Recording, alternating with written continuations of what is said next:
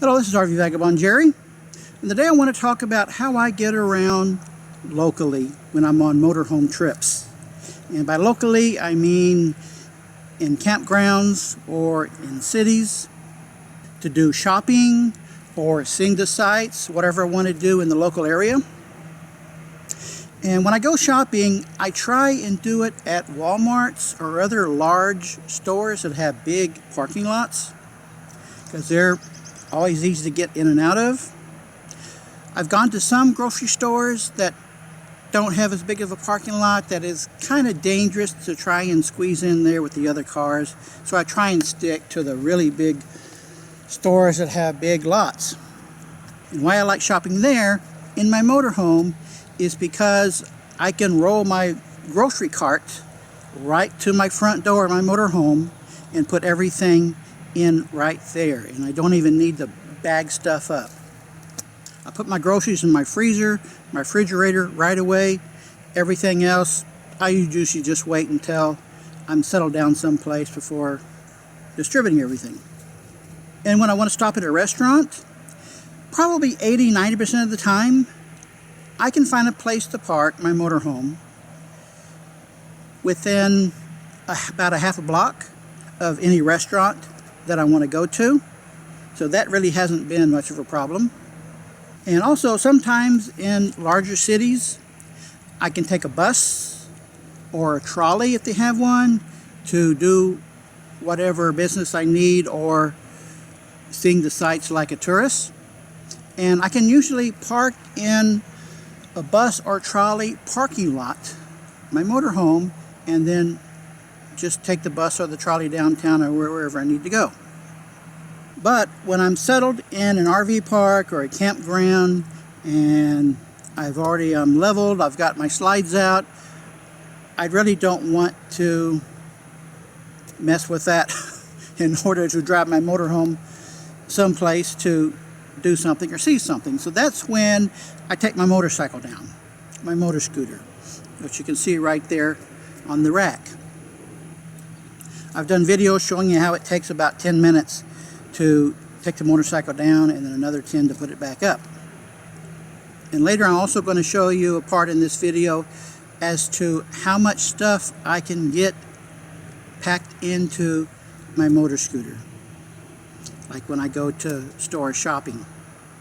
Now when I'm in a location for just 2 or 3 days, I try to avoid taking the motorcycle down because it is a bit of a trouble. But if I'm going to be in a place for a few days or maybe a week, then I will definitely take it down and use that as my convenience of traveling around in the area. I'm also going to show you my little scooter I've got over here, which I use for very short trips of like 2 or 3 miles away. And then there's always walking, which I like to walk, but not long distances and not if it's hot. Can't take too much of that.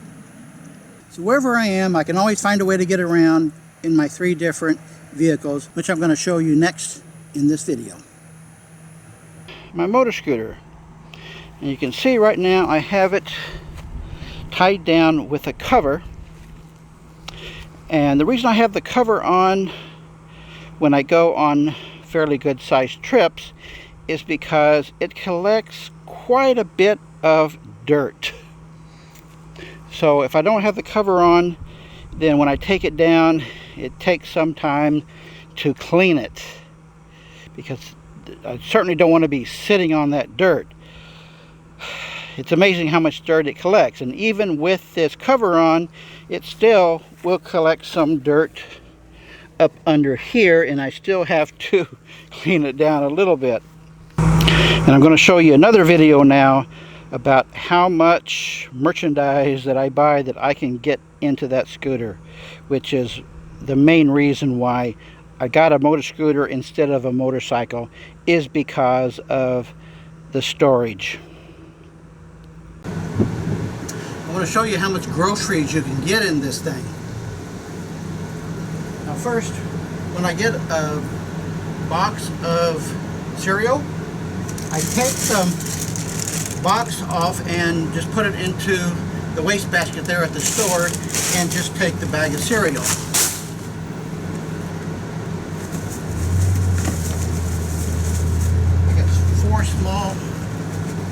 frozen dinners.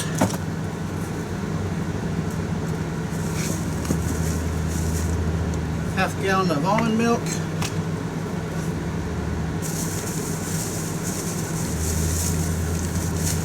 Here's a bag of several things. Here's a bag of stuff I bought at Walgreens. Here's a bag of stuff I bought at the 99-cent store. I got 4 cans of soda. Oops. One of them sprung a leak. It hit something. That's one you got to be careful of. And I got 4 16-ounce cans.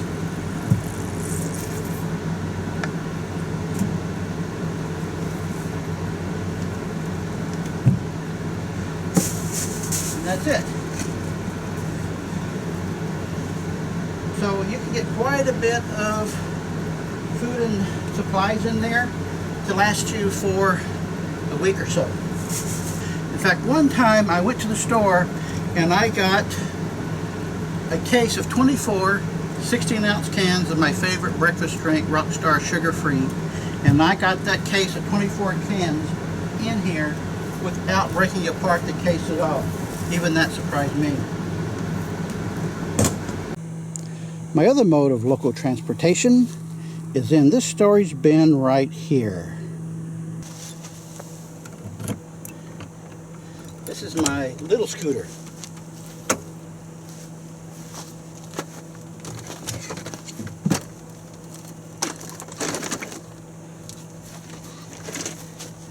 See how small it folds up to?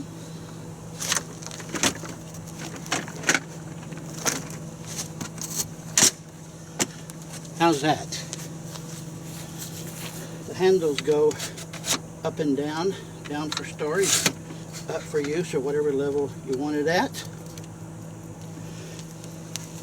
It operates off of a lithium battery, which is plugged into a 120 volt outlet.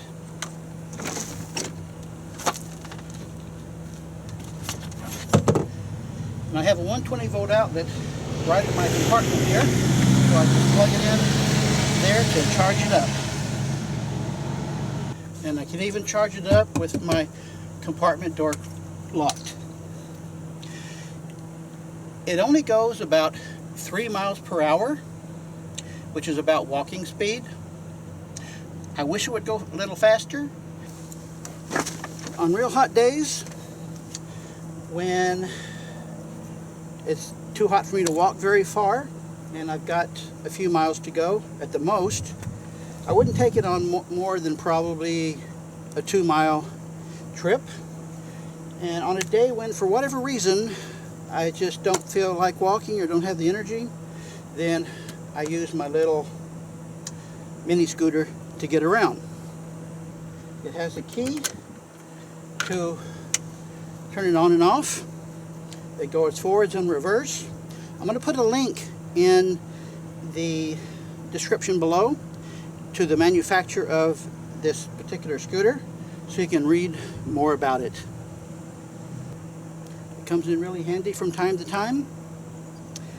I've really been impressed how well it goes uphill. It doesn't lose much power at all when going uphill.